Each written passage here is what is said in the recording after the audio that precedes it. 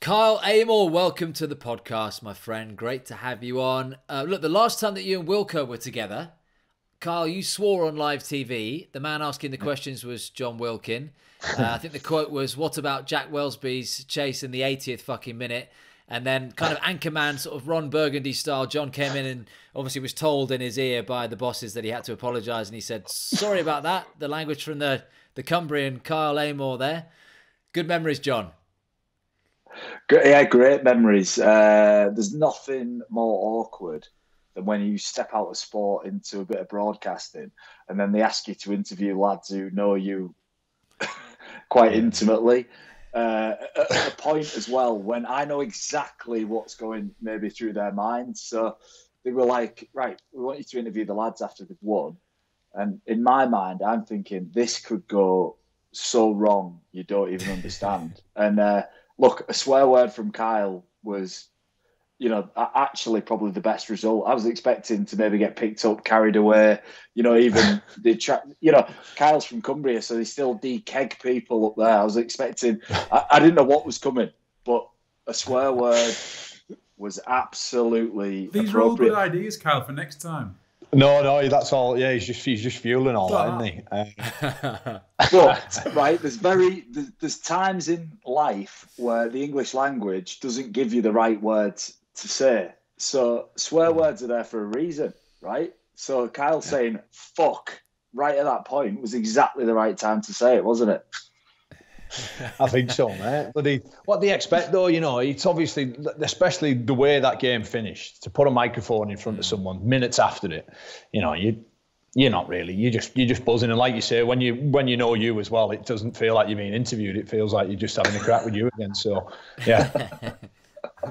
Mate, what was that like then after? Because it was an unbelievable game, wasn't it? An absolute. We talked about it so much on this podcast the last few months. It was such a great advert for rugby league. But then I think you rocked up, didn't you? Home, was it 24 or 48 hours later? Still in your full kit. You put a picture of you and the missus up, and you were sipping from those oversized Sports Direct Mike Ashley mugs. Yeah, we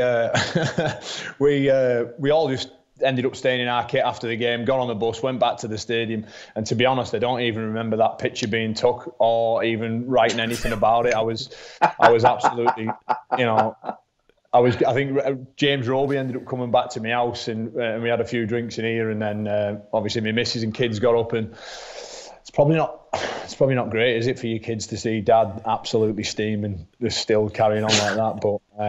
It was awesome. And then, like I say, you lads have been there as well. A couple hours after, you're straight back out and at it again, aren't you? So, it was just, honestly, it was awesome, mate. It's, you lads have been lucky enough to do things like that as well, haven't you? So, it's just a special time and a special memories that you have forever, really. So, Kyle, where are you at then right now? Because I know you signed a one-year deal sort of, during lockdown for that 21 season. And you guys are flying at the moment, aren't you? 5 from 5, and you could do it all over again this year, the way you're going under Christian Wolf. But I know you said that you thought you might have played your last game during lockdown. So how good to be going for another season again? Yeah, definitely. That was massive for me to re-sign last year. I was under no illusion that sort of I wasn't starting games anymore. I was off contract, and my goal that year was to work hard and get a new deal anyways. And then lockdown came, and it really hit the panic button a bit as well. I think we just thought, well, every one of us were thinking, right, when are we going to get going? Are we going to get going again? So after sort of a couple of days of just sort of chilling at home at first, when all this, the whole lockdown situation came about, then I just thought, right, well, I've got to do something to make sure that when we do come back, that I hit the ground running, and I put my best case forward to try and stay at this club. I still believe I had enough to offer the club, and thankfully we got on to do what we did last year, and got a new deal for myself personally. Yeah, I think it was really easy to see which teams had taken that lockdown seriously and done the best during that 3 months. I know at Salford, we started off last season pretty scratchy and we were hit and miss at times, but we all worked really hard and we had plenty of sessions to do during that lockdown. And I think when we came back, we were on a really good run because we'd worked so hard, and it showed in the results. And that's probably what led us to the Challenge Cup final was all the hard work we put in during that time. So I think, the three of us have all probably made careers by being reasonably average, but lads who try hard. And I think, that it was evident for Kyle getting a new deal last year. Definitely, mate. And I think a lot of people don't realise that's an art and a skill in itself, isn't it? I'll take your phrase for it, because it's probably bang on, really. Being average, but being very good at being average, if you know what I mean. Sort of having your role within the team, knowing what that is, not stepping out of it, and just delivering what everybody around you knows what you can deliver, and deliver that constantly over a number of years. The thing about that, Kyle, is I find that really interesting. This concept of being average, of like what we're saying is probably we aren't the most talented people in the competition, but talent actually is a fucking myth, isn't it? Right? What does it mean? Like Ben Barber was talented, but he had to bounce around, move from clubs because he was flawed deeply.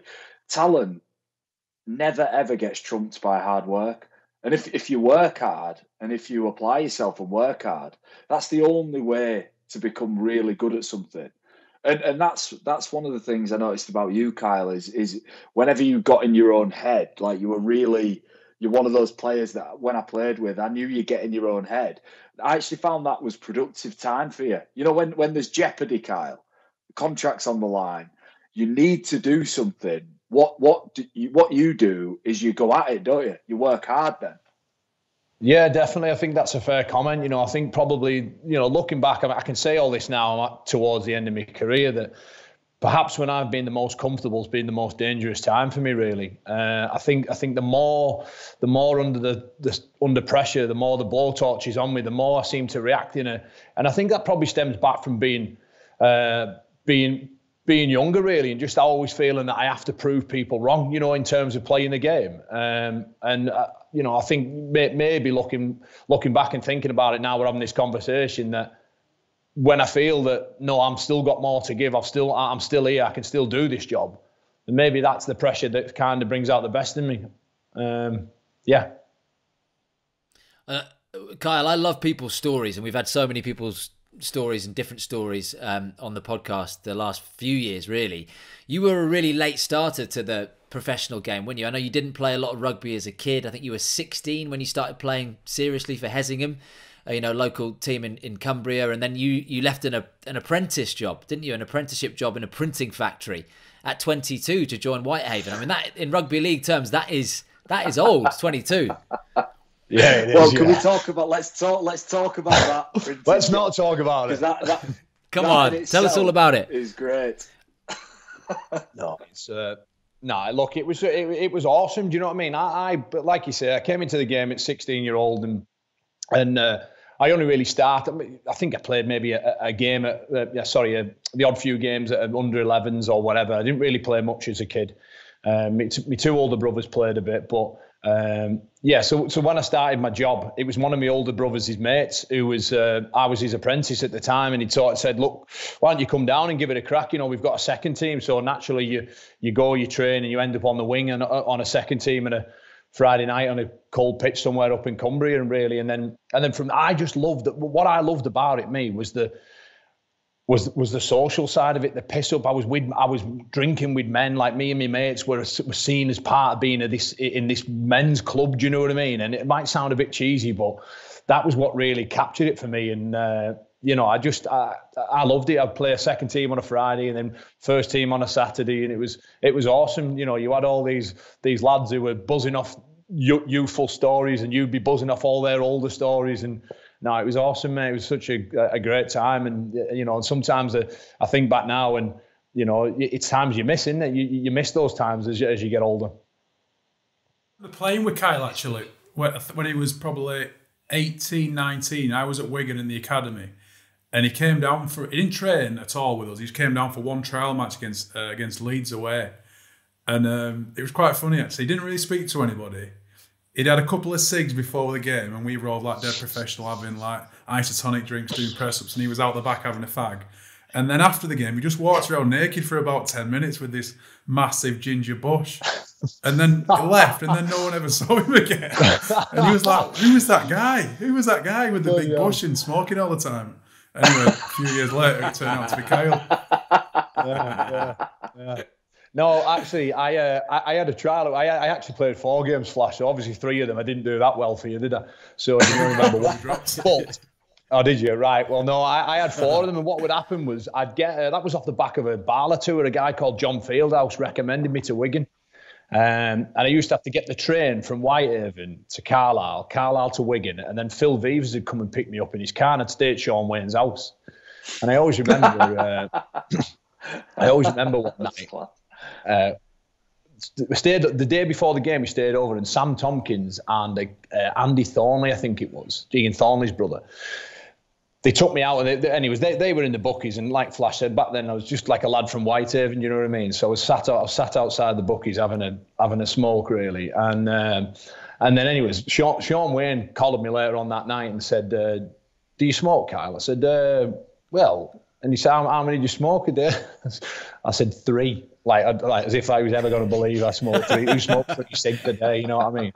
So anyhow, and then the week after that, I got a phone call whilst I had my kit bag on at Carlisle. I got the train from Whitehaven to Carlisle. Got the phone call, said, "Your month trial's up, mate.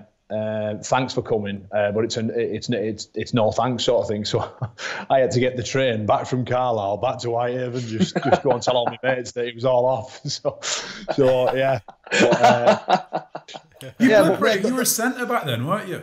You played pretty well. I played back row, like in my amateur sort of first and second team, and then they put me at centre for this one Barla game, and that was the only game where that John Fieldhouse recommended me off. So I played centre there. So I remember that game against Leeds, actually. Callum Watkins, I'm stood defending Callum Watkins off a scrum, about sort of 30 metres off their own line, and as you can imagine, Callum Watkins has just stood me up a kipper and went straight through. So yeah.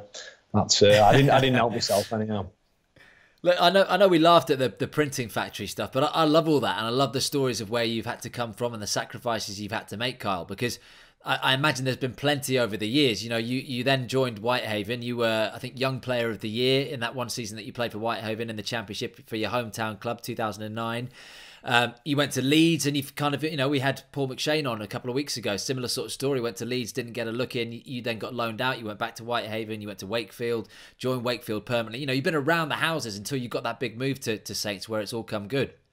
Yeah, definitely. Like I say, I mean, the thing is, we'd been up in Cumbria. If you don't get spotted as a kid, like say like a Lee Mossop who got picked up early on and whatever, kind of once you get to 16, the door's almost shut really. There's not really too many people that leave once you're there, and then you throw into I got into like I said, done my apprenticeship in the printing industry, and I bought an house when I was 18, and I just settled into small town life. Do you know what I mean? Where you go to work, you come home, you go out with your mates, you play rugby, and you do that on repeat over and over again. But then, yeah, really, it all came about was when Whitehaven and Workington, they kept asking me to sign.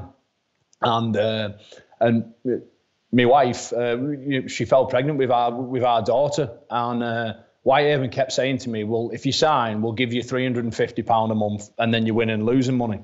So in the end, I just said to my missus, well, look, I've done me little Great Britain tours. These lot keep asking me. If anything, I'll take it. £350 a month. Give it 2 or 3 months. There's our pram board, and that's how I looked at it, And thankfully from then it just took off really. Once I signed again, I had quite a few people doubting me because I was behaving like any sort of 19-year-old lad would. You know what I mean? I was, I probably wasn't the most professional by any means, and so again, I had a lot of people saying, "Oh, you'll be straight back up in the amateur club. You won't make it. Why are you signing there? All this." There's a lot of, particularly back then, a lot of the amateur clubs didn't like the town teams, Whitehaven and Workington, because they felt that they would just pull all their best players, that they were the ones who had developed, if you know what I mean. So yeah, I mean, obviously, and then to go there, and I just remember again. I remember running home off night shift, trying to get fit for that pre-season, and just wanting to prove the few of them older players who drank in the club wrong, really. So, just kind of went from there. It's a massive 10 years though, isn't it? That when you look at it now, and that's all happened in the space of 10, 11 years. Did you have that belief in yourself, or was it just purely a case of going out, making a bit of money? I mean, if someone had said to you, you'd be sitting here now with, 3 grand final rings, 3 Super League rings. I mean, yeah, it's crazy, isn't it? And sometimes I think I genuinely believe I wasn't meant to play rugby. You have people who were obsessed with it as children and who, even now to this day, Wilco, I still doubt in my own ability in that now. You know what I mean? I've never really been the most confident sort of player in my own ability. But when everything like what we were talking about earlier, when I strip it all back, I believe that not nobody works as hard, but I believe there's not many people who would, given the skill set and the talent I have, who work that hard to get the best out of that, really. So I'm immensely proud of what I've achieved. And the game's given me loads of stuff. It's met me meet people who I never thought I'd meet and go places I'd never been, really. So I'll always be extremely grateful for it. It's interesting, isn't it? Like the consequences of not performing or not doing something well, and how that makes you want to improve and evolve. Kyle, you mentioned there that sometimes the stimulus for you to be good and work hard is the jeopardy of not having something or needing something or that drive towards something. And what I actually think is that's all about hunger. Like, where does your hunger come from to do something? And Kyle's had a family from a young age. He's taken the opportunity of rugby. Rugby's provided stability for him. And that hunger to keep that going is actually really powerful, I think we look at all sorts of examples from sport around the world of like what motivates people, why are they hungry to keep going? And we all have different reasons, but for Kyle, that for me, I think knowing him, it's that jeopardy. It's always been on the edge of not quite being there and like pushing to be there. And one thing that I really find interesting what Kyle says is that self-confidence, lack of sometimes self-confidence or like that innate confidence. There's some people who you play with and they just walk in and they've got this ultimate like belief about themselves. They don't question it and they just sort of get on with it. But that's like 1 in every 100 sportsmen. For everybody else, we all feel very similar to how Kyle probably feels. You feel a bit insecure. You feel a bit like you maybe got that imposter syndrome where you shouldn't be where you are. But all of that stuff drives us on. And that's what I find fascinating about Kyle. Not just about Kyle, about a lot of sports people. That feeling that you shouldn't quite be where you are, and that drives you to work harder. And I think that's maybe something that everybody on this podcast has got, What drives you, Wilco? Go on. Yeah, I honestly, like, I believe in hard work. Like, I don't believe in anything other than hard work. I don't believe I was talented as a young kid. I was passionate about rugby in as much as I wanted to get better at it. So I worked hard. And this is one thing for people who are listening who don't know about Kyle Amor, is one thing Kyle probably always has been in control of is his fitness. Like, he makes himself probably as fit as he can be and works really hard. And I got taught from a young age. Me and Kyle have probably had a similar path. I was at Hull KR, the lads are smoking cigs in the showers, having a beer and all that. And I just looked at it and I could sense this is not the right way to do things. I was like, right, well, what am I going to do? I'm going to get fit. Right, I'm just going to get as fit as I can. And then that's going to give me the best opportunity to be good at rugby, because after you've played one game of rugby, it's fucking hard, isn't it? How hard is it? It doesn't get easier. So like when I played a game of rugby when I was young, it's sort of a long way around. But what motivated me was controlling the things that I could. And I remember saying to my dad when I was really young, I said, I just don't want to give the coach a reason not to pick me. And one of the first things that I understood was that if you're not fit, you can't play rugby league. Like, you have to be fit, don't you? And I think that's the biggest thing, really. If you make yourself as fit as you can, and you've got the good people around you, the good, skillful people around you, sometimes, especially in my job, all my teammates want from me is, am I going to make that tackle and am I going to carry that ball when it's needed? That's it. So if I'm fit as anything and I'm doing that, let the your 6, 7, 1, 9, let all them fancy players, let them do it. Do you know what I mean? Because they're the ones who are, like Johnny Lomax. He's like another coach on the field with you, and let him worry about all that. I just need to just make sure that I'm there. If that's how I see it, really. You look across some of the best, even football. You look across the best teams. They all have one or two players who perhaps don't grab headlines, who literally just who do what's asked of them and are just there all the time. Like James Milner, for example. He's not the star-studded player of the likes of Firmino, Salah, and all, but yet he just continues to keep doing and keep delivering what's needed of him. Will, you'll know this. What was the nickname of Makelele when he played at Real Madrid? Was it the water carrier or something? The water boy or something, wasn't it? Yeah. The water boy. He had all the Galacticos around him, and he was the water boy. So there you go. There's another example. That was it. Yeah. That was his so job. what you're saying is Kyle is the water boy. I didn't want to say that. No, if you want to call him Bobby Boucher, but you can go. Kyle Amor is the Claude Makelele of Super League. That's what we found. No, I think it's really interesting because from the outside, I think fans, journalists, the media, the world outside of the inner circle would never really think of that, because you guys, most of you, beasts of human beings, but actually there's a facade where behind it, some of you are riddled with self-doubt. And I find it a really interesting conversation that hasn't really, particularly in rugby, as a stereotype. Yeah, I think it's always there. I think people who say that they don't have days where they doubt things, or they don't have moments or periods in the career where they doubt things, I'd find that very difficult to believe. I think if you went across all sportsmen and asked them honestly, do they have periods of that? Of course they do. You're not a robot. You are a human being with thoughts and feelings, and like you say. But fans and media alike, they don't really.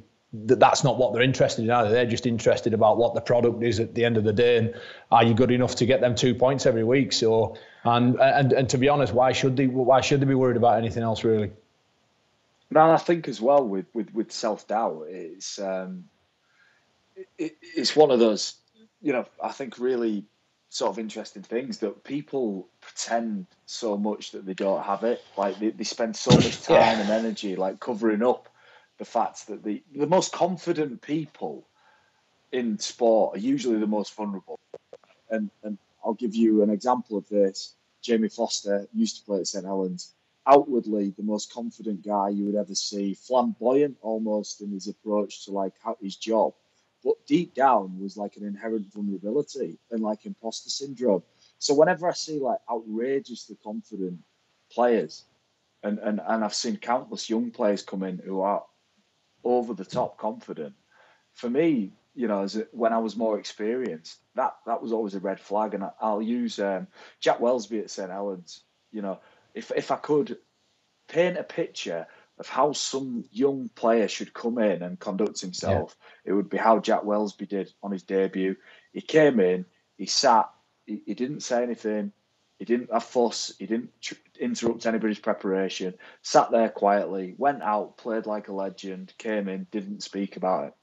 Like that for me, that is the way to build confidence. Not pretending you've got it and then relying upon some facade of confidence like later down the track. Is misplaced confidence and that facade of confidence, is that a societal thing more than it is I think probably something that's grown in the sport? I think probably more so now, Flash, with the influence of social media and having to portray that you are something that you maybe not, that you have such a good lifestyle or such a good life. I think with a lot of young people now coming into the game, that's the way forward. So they have all them little they constantly have people probably blowing the tyres up a bit as well, don't they? Like telling them how good they're playing or whatever. So I always remember Wilco used to say that things are never as good as they are, and they're never quite as bad as what they are as well. So, and somewhere in between's about the right, isn't it? So I just think that social media certainly doesn't help younger lads really, and not just in sport but in society as well. You've only got to look through it all. It's carnage, isn't it? Some of them they look like they're having the best time of their lives really. Do you know what, Kyle? It's an intriguing transition though, isn't it? From, as you've painted it there, sitting on the steps at a chippy in Whitehaven having a cigarette, wondering where your life is going, to the powerhouse that is St Helens. And we talk about winning machines, we talk about winning mindsets, a winning culture, a winning mentality. How do you create that? Because you've been part of that for so long now. How does it manifest? What does that look like when you hear those words? Yeah, again, it just all comes down to hard work. A lot of people speak to, not only myself, but many of the other players, and they're all, everyone's wondering what we do at Saints. Why is this formula working? What are we doing that's different to everybody else? And we just enjoy working hard. And I know that sounds really boring and cliche, but it's the standards that we set from a Jack Welsby to a James Roby. We're all on the same page of what a good behaviour looks like, what a good trait in a game looks like, what's acceptable at training, what isn't. And we all try and live by that, not only at training but as much as we can away from the game, and try and think always have the team in the back of your mind of whether let's say you've got a longer turnaround or whatever, and do you go and have 10 beers, or do you just go and have a couple? Do you get what I mean? And we always go back to alcohol for some reason in sport, aren't we? We always seem like that's the devil. You do, don't we? You know what I mean? I mean, it's you do, but it's always just making sure that we try and have the club at the forefront of our mind, really. I think from my experiences of leading like a hard-working culture and hard-working teams, it's something that when we spoke to Damien Hughes last year or the year before, it's the cultural architects that really push this. I think it's the leaders and the players that have been around and won things, and the high achievers in any team that push that kind of habit. And I think at Saints, having had John and James Roby, who probably speaks with his actions rather than words more than anything, Paul Wellens, who's been there for decades. I think when you've got those figureheads at a club who lead by example, the others follow, and then if you've got talent around that as well, it's just a recipe for success, in which we've seen these last few years with Saints. John, look, you've been part of it obviously as well. That setup. Go on. What would you describe? How do you illustrate a winning mindset? Well, I think what's really interesting is a club's history can be beneficial, but it can also be really dangerous. And there was a period at Saints there where, you start putting up fucking canvases of like people lifting trophies 5 years ago and 10 years ago, and like there's a thing in life where, right, if you were at a golf driving range and Tiger Woods was stood behind you, you would play worse. It's like scientifically proven. It's like performance anxiety based on your incompetence relative to Tiger Woods, right? So what I think when we got it wrong at Saints, what we did is consistently, and I put myself in that as well, consistently hark back to what we did when we were successful. And like the actual net effect of that is it hampers like the output of the squad that you're in. You talk about winning mindset, Will. Kyle's nailed it. It's just about hard work. It's about aligned vision. Jamie Peacock, who I work with on the BBC sometimes, has got an amazing saying that I just fucking love. It's a coalition of the willing. And it's like people who are all aligned, going in the same direction, bought into what you do, and just going at it hard. And that's what Saints have got now. And it's always been just quite close to being there. And throughout my career, I think one of the real lazy assumptions was the Saints team we had in 2006 was a rank culture. It was rank. It was not a good culture. It wasn't like a performance culture. It was a collection of star sort of players who were paid pretty well at the time. And that together was just better than everybody else. And the difference with this St Helens team is it's talented, yeah, it's got some good players, but the collective comes before any of that individual stuff. And when I watch him defend, I can imagine Christian Wolf, the coach, at home. I reckon he's got one of those little beer warm, the things that keep a beer cool thing. He has one beer, and I can just imagine him in the nude, just watching Saints defend the line, just absolutely buzzing. Isn't he, Kyle? He's absolutely buzzing. Yeah, he's in the nude. He's enjoying it that much. He's in the nude. His beer's really cold. He's probably imported them from Australia or something. He's stood there and he's just delighted. Hands on his hips. To defend. Yeah. Just stood there thinking, stood there thinking, this is brilliant. This is exactly what I love. No, look, he's come in and when he came in, he came in off the back of Justin Holbrook, didn't he? And we completely smashed the points tally in a league that had stood for 100 odd years or whatever it was, and we won the grand final. And I got a frown off Flash there. Do you not know that, Flash? No. Was it 100 odd years? Yeah. It was the highest from first to second. It was the highest points tally that had been for a number of years. Jealousy's a cruel mistress. Sorry, anyhow, congratulations, Kyle. Yeah, well done. I love that. So, anyways, he came in and basically he just said, "Look, I'm going to make you a better defensive side." But we thought at the time, well, you sat there thinking, how do you know what I mean? But he's the defence in everything he does is his bread and butter. It's his baby. Like he really works his hard in it as well. Like so, he, true to his word, he's delivered on it. I think even last year at times we were defending unbelievable, and you've only got to look in that grand final really, both sides really, not just us, but I think the game's going that way as well, isn't it? Where whoever defends the best over the course of the year will probably go on and appear in a final, isn't it? Well, what really impresses me as well is when you have a winning culture like you guys have got, and you had, even when Flash was there and Mark was there and John was there as well, was the fact that you can sustain it when a coach goes, because the turnover of coaches in rugby league is far more than in in other sports, and particularly in football, where normally someone will get at least 3 or 4 years. I know it's not so much the case in the Premier League these days. But do you know what I mean?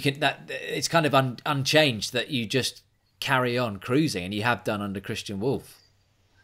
Yeah, no, it's been before lockdown we had a couple of iffy results, didn't we? If you remember back, and we kind of obviously went away from lockdown. It allowed everyone to have a big reset. I think what happens is as well, when you do appear in one of the finals or win it or whatever, you only have really 30 days until you're back in training. Now, for me, it's very difficult to then ask yourselves to be as motivated when that still hasn't the thought and the internal thought of winning it all and the emotion of getting over it mentally and physically, to then start back pre-season again. I think we all said we were in, but we also we were on the same page and we were all invested in it. I genuinely don't believe that it only takes sort of 5 or 10% will of players not to be as invested as what they're perhaps saying for it to become a problem. And I think that's probably something that as a collective that happened really, and it caught us cold at the start of last season. But again, with lockdown, it allowed us all to have that time away, that break that we perhaps needed, and freshen up and attack the season. And I truly believe that when we come back, that we were the fittest in the comp by a long way, really. I know it's all down to you, and you guys have said that, and it's all down to hard work and what you guys put in yourselves. But do you think at clubs like St Helens, you have coaches and there's an infrastructure there, Wilco, that gets the best out of you that you just it wouldn't be the case at other clubs? That's not going to happen with all respect to Wakefield. It's not going to happen because of the things that are in place behind the scenes. Well, look, in rugby league, I'd say to this day, the biggest and the most important thing clubs do is recruitment. And it's not just recruitment of players, right? You recruit good players, fine, but recruitment of coaches. So highlighting and picking a great coach to come and lead your organisation might be the single biggest decision that you make. And, if I look back at my career, Ian Millward, Daniel Anderson, Roy Simmons, Mick Potter, Kieran Cunningham, Nathan Brown, there's a high turnover of coaches, but what the organisation has to do is just get more of those decisions right. Justin Holbrook, for me, was a genius move from St Helens, because this is one of the things I found is coaching at its worst is really complicated. You try and complicate it with all sorts of stuff, and you get down this like rabbit hole of complication, and you're not really sure where you're going. And then when you get clarity from a coach, a great coach, who distills a million bits of information and gives you it in 2 or 3 succinct sentences, and you go, right, I get it. Like, that's genius. And the skill of big clubs and great clubs is, I'd say, 3 things. One is developing junior talent in-house, which is just priceless. The second is recruitment of players. And the third is recruitment of great coaches. And that's what great sports organisations do. They just don't fuck that up. They don't ever mess that stuff up. And I've seen it go wrong, and I've seen it go right. And St Helens got it right with Justin Holbrook. And I don't know if you remember, Kyle, when Justin came in, so he drew 2 big circles that overlapped on the wall, and he was like, right, this circle's frustrated and this circle's excited, and they overlapped in the middle. And I want you to go write your name on the, whichever circle, or in the middle bit, wherever you sit. So, like 25 players, all in frustrated. Kyle Amor in the bit in the middle because he's a suck ass. He was like, "Oh, Justin, like me, pathetic." Pathetic. Okay. All right. We'll roll with what narcissistic John says. Okay. Go on. Absolutely. No, but that simplicity of the moving us from being frustrated, Kyle, to being excited was like, it's powerful, wasn't it? No, it was massive. And another thing that he spoke about was choices. And he said they used the Melbourne Storm, for example. He said Melbourne Storm would more often than not make the right choices. And I think he had I can't remember what he said that. He used the analogy, if you're going out for a meal and you want burger and chips, you swap your chips for salad or something like that. And it was just little things. And he said the more we can get these little details of changes, then the more we can bring these circles together. That's what, he's done a lot with these circles. And somewhere in the middle, that's where he wanted us. And over time, we got that, really. And what was great about Justin was his ability to know what he knew what made people tick very quickly. Do you know what I mean? So he was able to, so that same sort of group of players, he was able to get us to within a drop goal of a grand final, wasn't he, that year? Or, the year after, then we went on to achieve things. Now, it was pretty much the same group of players. There wasn't too much change. Yeah. So, and I just think that exactly what Wilco's saying about a club, when they get it right, is so powerful that, he knew how to make John Wilkin tick come 8 o'clock on a Friday. He knew how to make me tick come 8 o'clock on a Friday. He knew how to make Johnny do you know what I mean? And having that in your arsenal is again, it's so powerful, because then you get players who are wanting to play for you, who are wanting to do the right things. Because I've said it a number of times before in the past that we're all like little dogs, really, that just want to be stroked and told that we're a good boy, aren't we? You know what I mean? At the end of the day, we want to come into video sessions and see that our actions that we've delivered on are being recognised, and ultimately, that's what it sort of comes down to. Well, there's a big thing, and it's a book by a guy called Lee Cockerell, and he was the I think chief operating officer of Walt Disney, and one of the interesting things, Kyle, that he says is he uses ARE, and it's like 3 things you can never use up as a leader: is acknowledgement, recognition, and encouragement. And that it's like an unlimited resource. You can't ever use that up. Whereas if you praise somebody too much, or you criticize them too much, you can use that up. You can use negativity or positivity too much, but just acknowledging what people have done for you, and then encourage them to do that more. That might be the most important and the biggest coaching message you can give. Acknowledging what's good, and then encouraging people to do more of it. And that for me is the key to great coaching. And Saints have obviously got that with Justin Holbrook, and I think with Christian Wolff, look, without doubt, they've got that as well. I've tried that. I've tried that acknowledging with my wife when she's made me tea, saying, "Oh, thank you." I think she'll do it again, but she's yet to do it. So It is interesting though, that, Mark, about coaches, because, you know, especially when, like Kyle's talked there about, you know, having self-doubts, and Wilco saying that, you know, 95% of sportsmen and women do have that. But then you need that coach to kind of make you see a different route that you haven't even thought about, and unlock something in you and find out something about you which you didn't know was there.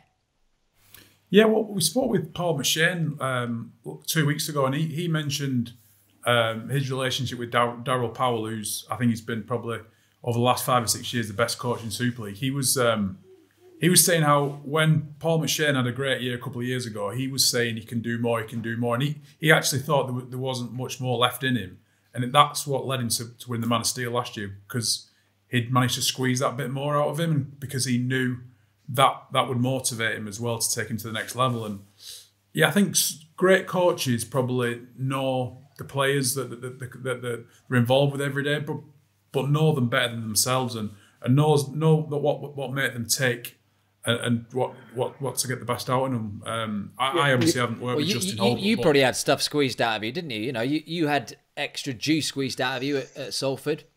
Yeah, I reckon there's times when I think if you're challenged to do something that you can't do, probably squeezes something out of you. I remember times with Ian Watson would probably challenge me to play a different way than I thought, or to do longer minutes, or to do things that I probably didn't think of in my game. That's probably worked, but I think it's emotional intelligence that we always go on about on this show is understanding the people around you, and getting the best out of them when they probably don't know it themselves is really key. And Wilco, going out your comfort zone. Yeah, going out your comfort zone, Will. No, going out your comfort zone, yeah, is huge, you know, and challenging yourself. And, you know, the only time you ever go out your comfort zone is when you listen to other people. You actually listen to them. There's loads of people, right, who will stroke your ego, tell you what's going on. And all that time, you know, that I think that's really dangerous. When you listen really intently to feedback that's in from the right place, then that's where the learning is, for sure. And I think coaches, again, the best coaches understand how to deliver shit news really well. Like, they know how to do it, and they know when to do it, they know how to do it, and they know the impact of doing it at the right time. And you know, that for me is, I think, along my journey, the worst coaches I've worked under are the ones who can't give bad news, or don't really understand how to give bad news without using a bit of empathy to understand it from someone else's perspective. Where does it lie, Wilco, with the coaches that have a dream and then ring you up on the morning of a semi-final to tell you're not playing? Oh. Just curious. Name names. Expand on this. Name names, Kyle. Name names, Kyle. No, you don't remember that one, Wilco? Hey. No, morning of the Warrington semi-final when he'd named me. So he'd done the captain's run, named me in the team. I'm thinking, fucking brilliant. I kind of knew that wasn't playing perhaps particularly great, but I thought, fucking hell, thank fuck for that. You know, we got Warrington at home. We got a chance to appear in another grand final. Went home in an hour and all week, saying to me, missus, I don't know if I'm in. You know, I don't know. Anyhow, give me the nod. I'm thinking, brilliant. So I'm lying on the sofa, 10 o'clock the morning of the semi-final, and my phone rings Justin Holbrook, and I'm thinking, I fucking know what's coming here. Yeah, I just knew what's coming. He was young, Joe, but he says, "Hi, Carl." He's going, "There's a guy, mate. I'm gonna tell you some shit news, mate. I've had a dream." I was like, "What the hell? You've had a dream?" He said, "Yeah." He said, "No." He said, "Look, I've been tossing and turning all night, and I know how Pricey's going to play the game, and I've got to go with a power forward. So Jack's going to play instead of you, Jack Ashworth." I was like, "Mate, you're having a laugh here, aren't you?" I said, "Like, it's, you know, we're playing tonight. Like, you're not doing this really, are you?" And he's like, "Mate, I'm sorry." So anyhow, but hey ho. Is that how Martin Luther King's speech went? I had a dream. I need a power forward on the bench instead of Kyle Amor. I need that power forward. So you know what I'm like, Wilco. I just use that Did he do that as well? I need that power forward. Give it that one. But mate. Look, like I said, sometimes you have to have little setbacks, don't you? You know, I'm not Yeah. You know, at the time, it annoyed me. Do you know what I mean? But what can you do about it? He's made his decision. He's not going to go back on it, is he? So you've just got to take it on the chin and go again, haven't you? Well, Ian Millward used to do something really similar. So Ian Millward wouldn't name his bench, when I first got to Saints. So just everyone in the squad would sort of come to the game. And then what he'd do is have his starting 13 and sort of sit down. And then Ian Millward would openly in front of everyone go through the pros and cons of picking the bench. It'd be like, we've got Wilco, he's young and he's energetic, but then we've got Stuart Jones, he's really experienced. And then, he'd just go around the whole squad, the rest of the squad. And then he'd go, Wilco, you're in. I'm like, what the fuck?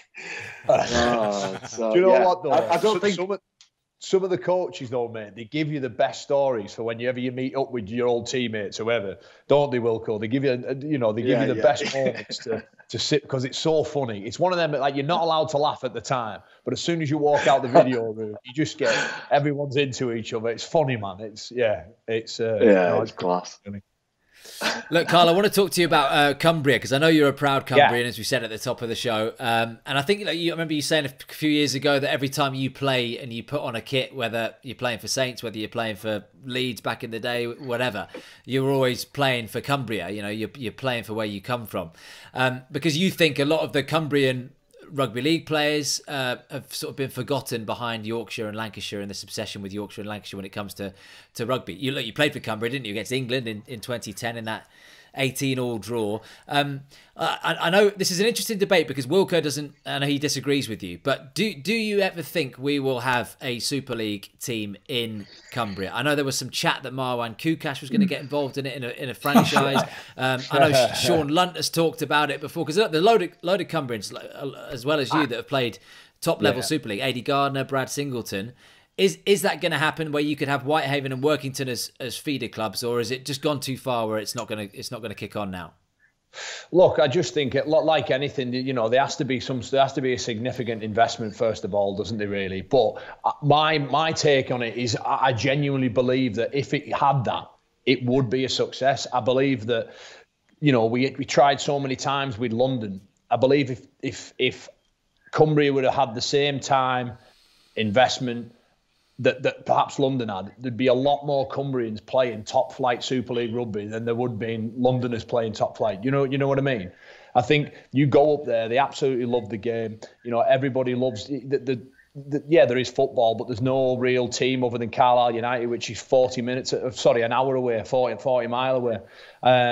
There's just, you look at the National Conference League now, you've got Wathbrow, Egerman, Kells, all sitting at the highest level that they can in the amateur game with no real influx from Super League. Around here you get to go into schools and you have Saints sort of community camps, and you have the best kids going to these, and then the clubs get the best pick of them all. Up there you don't have anything. You don't have any input whatsoever really from Super League clubs, and I just think that if the time and energy and investment has been or gets put in there, I believe you'll untap quite a lot of talent up there, and a lot of talent that'll have long, successful careers.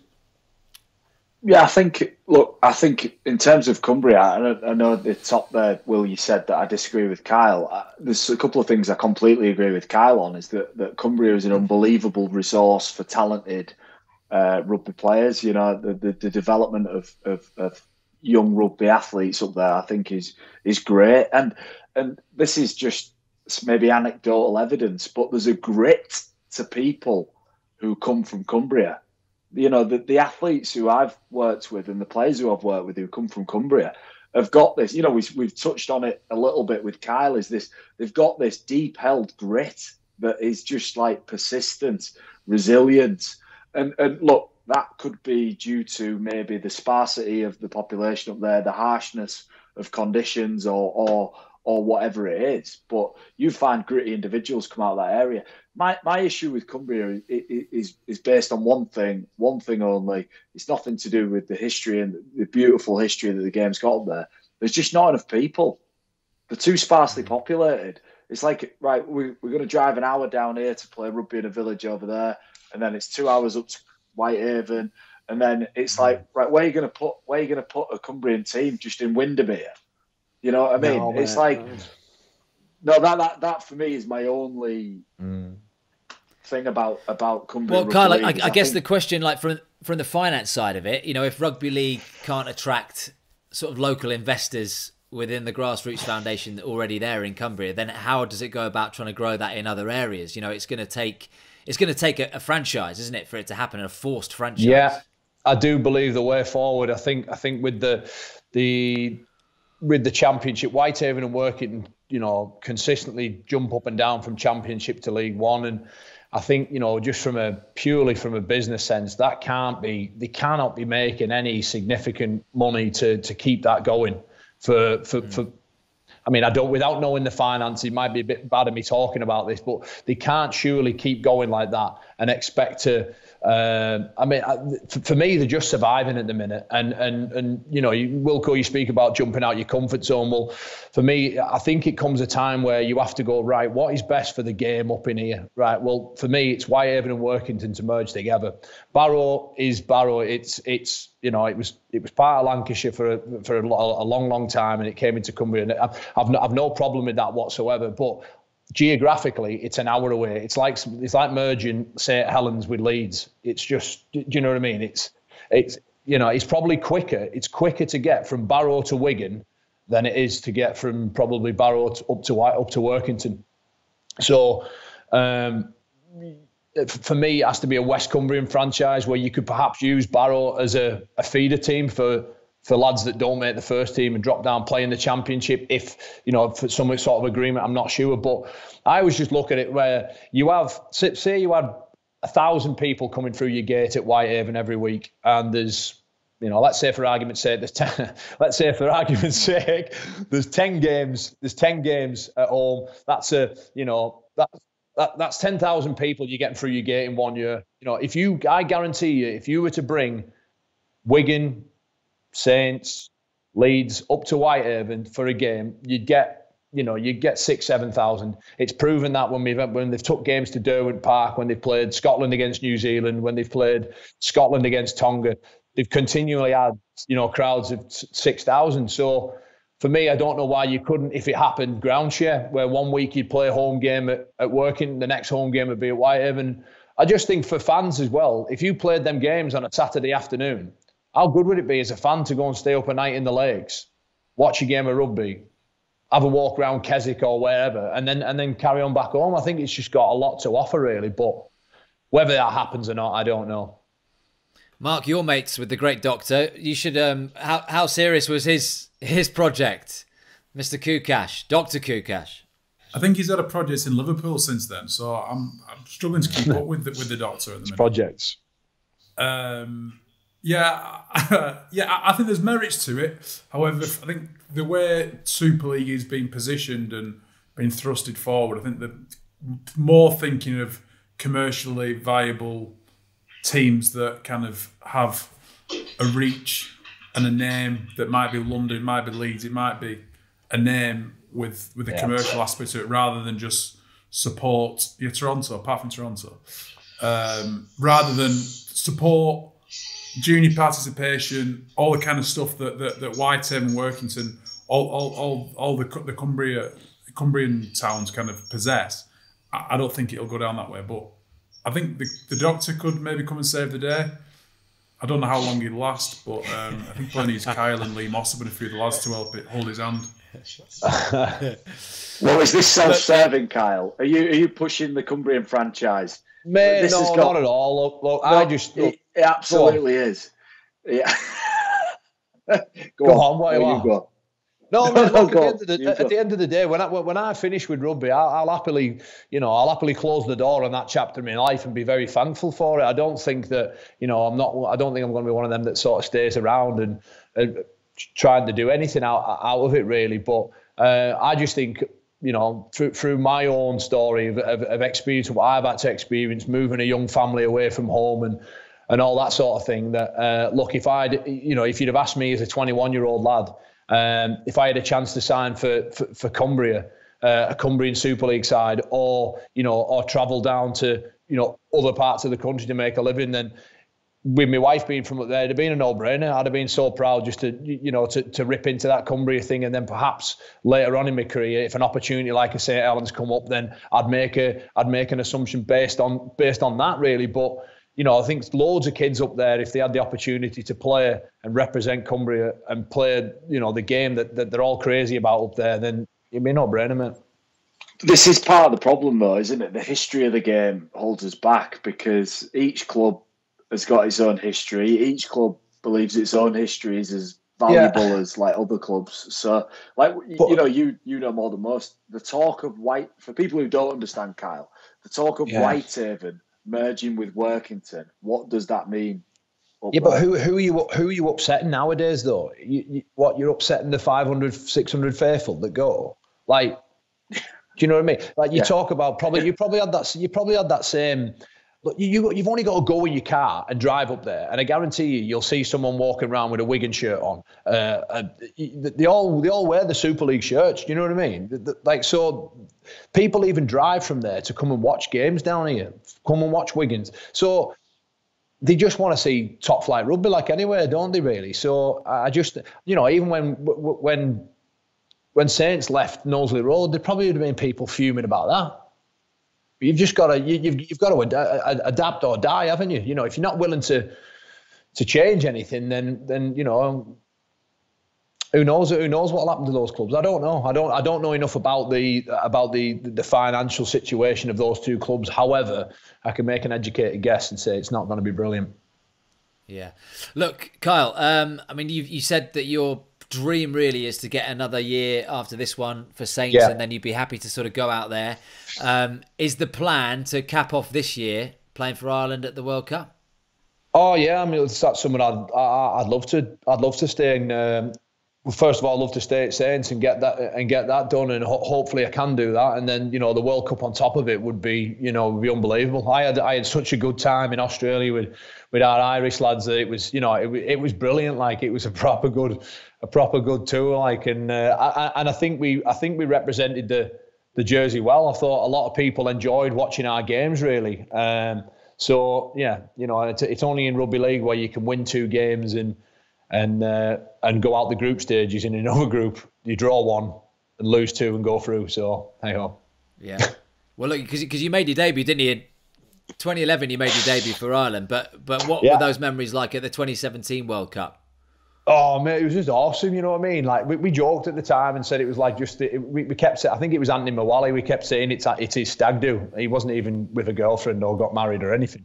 But it was literally like, it reminded me, it's funny how this whole conversation's come full circle. It reminded me of them times that I got back with my amateur, with them men, where we just, we'd train and then we'd have a few beers together and then we'd just enjoy each other's company. And then we always just said, look, as long as we're ripping in at training and putting the performances in on the pitch, then we can have a good time and we can relax. Because if we were brutally honest, were we going to win the World Cup? No. So why not have a good time while we're doing it? And it was as simple as that, really. And obviously, as long as we're training as hard as we could when we were training and playing as hard as we could, I don't think we let anyone down. And I think certainly it's a memory that'll stay with me for a long, long time. Yeah, look, the big question is, Kyle, how Irish are you? I mean, if you say Kyle Amor in a very thick Irish accent, I think you'd get away with it, wouldn't you? It sounds like an extremely Irish name, but how Irish are you? It's my grandparents. My grandparents are Irish, so that's how I qualify. In fact, I think my granddad left Ireland to come and help build the Whitehaven multi-storey car park. So there you go. Lovely. that couldn't be more partridge. Whitehaven multi-storey car park. I'll bottom my ass.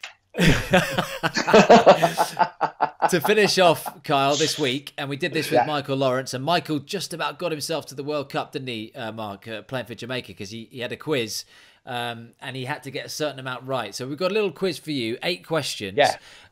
John, cue the theme music. How Irish are you? Do you want me to do the theme music, Will? Yes. Yeah. What would you like the theme music to be? Some generic Irish music. Right, well, just give me a second. I'll get some up. Oh, you should have had that. Now ready. this is more partridge now, Wilco. No, it's not. It really isn't. I wanted him to sing it, but he's going to find something. That'll do. Very good. Very good. I think we've got the rights for this, so just keep that going in the background. Turn it down a little bit. First question on how Irish are you, Kyle Amor?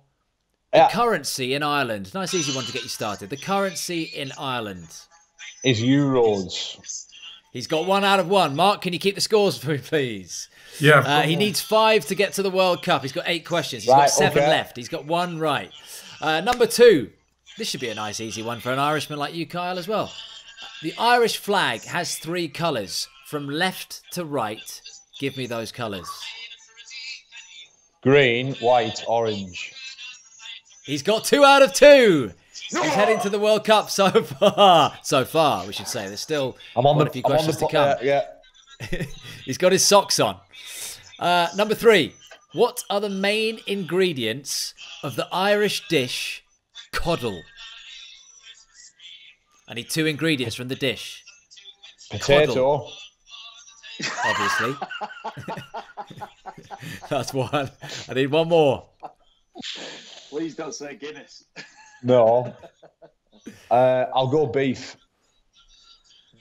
Is the incorrect answer. It's pork, sausage, bacon, sliced onions, and sliced potatoes. He's got 2 out of 3 anyway. Right, on to number 4.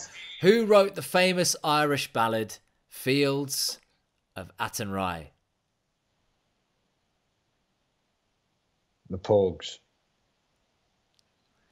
Pete St John is the answer.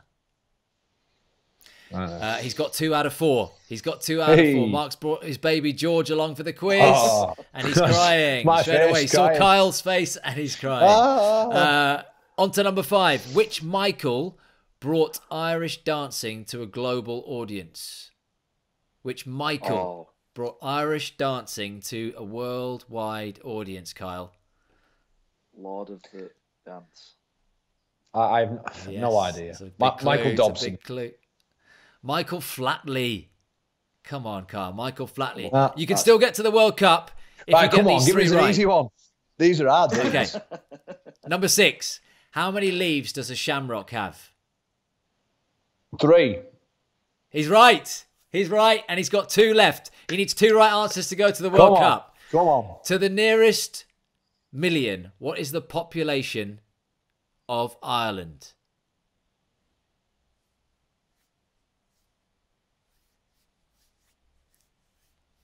The music's run out. 17. It's 4.9, Kyle. It's 4.9. Well, I thought. All right. God, I didn't. But I'll give you this one. I'll give you this one as the killer question. This will take you to the World Cup if you can give us this answer, please. Number 8. The lead guitarist from U2 is called Bono. Yes. I feel like I've won something, but I haven't. I've won it. But you got it wrong. You got it wrong. Fucking hell! Oh, that's the singer. Shit. Oh no. Oh God, that's embarrassing. Right. Yeah. That was even more partridge than ever. Oh yes, I've got it. No, you haven't. Get in there, bastard. Do you want to have another go? You went for lead singer, lead guitarist. Remember the one with the little hat on with the little weird glasses? Ding, ding, ding, ding. The Edge, Kyle. The Edge is called The Edge. Sorry, so I'm not going.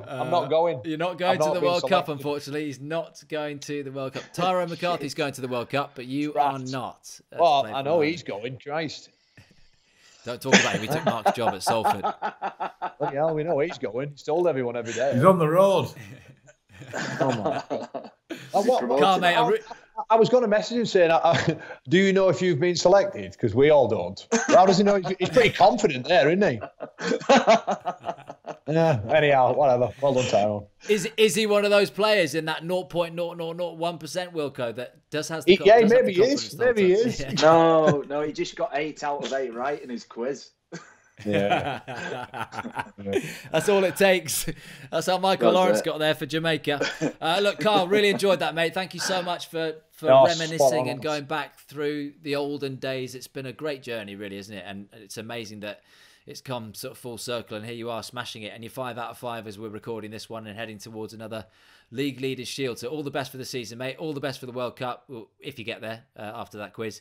And we'll speak soon, pal. That's Kyle Amor, everyone. Thank you very much for listening to Out of Your League. We'll have a new episode for you every week to download from wherever you get your podcasts. You can watch us on YouTube. Don't forget to give us a little follow at Out of Your RL on Twitter. Be seeing you